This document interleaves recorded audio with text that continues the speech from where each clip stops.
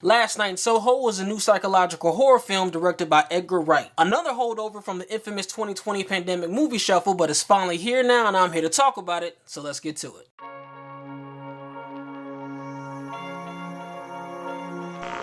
An aspiring fashion designer is mysteriously able to enter the 1960s in her dreams, where she encounters a wannabe singer. The glamorous life she sees, however, is not what it appears to be, and the dreams of the past start to crack and splinter into something far darker. If you're new to the channel, thanks for stopping by. In my reviews, I discuss what I liked, what I didn't like, and then my overall thoughts. So starting with what I liked about the movie, I'm gonna start with the story. For everybody out there that loves to say that Hollywood doesn't have any original ideas anymore and all they do is sequels and remakes, I can sit here confidently and tell you that this is the movie for you. I've personally never seen a movie like this, and even though I don't subscribe to that train of thought that all Hollywood does is sequels and remakes, it is good to see a movie so original. The only thing now is you guys gotta go and see it. I think the trailers for this movie do a really good job of not really revealing too much of what's going on and just giving you the bare minimum of what you need with this story going into it. And if you think the trailer gave away too much with this story going into it, trust me when I tell you, it didn't. There's a lot more to the story and how everything plays out that you don't see coming. So like I said in my straight out the theater video, you definitely want to try to avoid spoilers when it comes to this movie. Another thing I liked about this movie was the music and the costumes. Now I wouldn't go as far as to say that the costumes are Oscar caliber,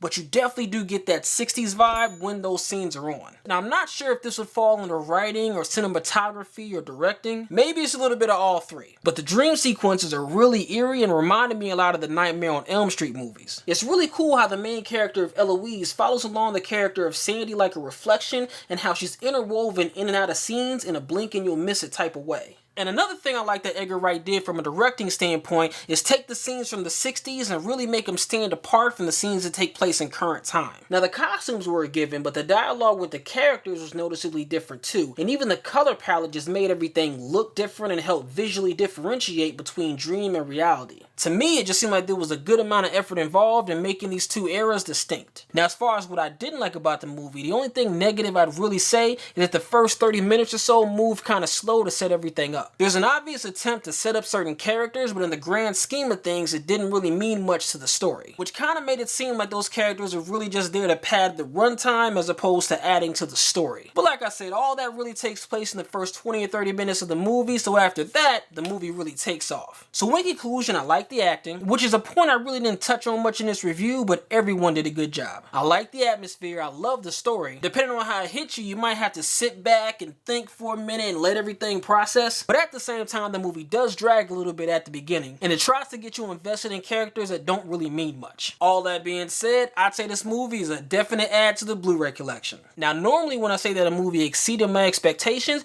usually what that means is that I walked into the movie with expectations that weren't that high to begin with. But it's really nice to go into a movie that you expect to be good and it still exceeds your expectations. So that's my review of Last Night in Soho. If you've seen it already, what did you think? Leave a comment below and let me know your thoughts. Thanks for watching. If you like what you're seeing, hit that thumbs up and click that subscribe button to see what's coming next.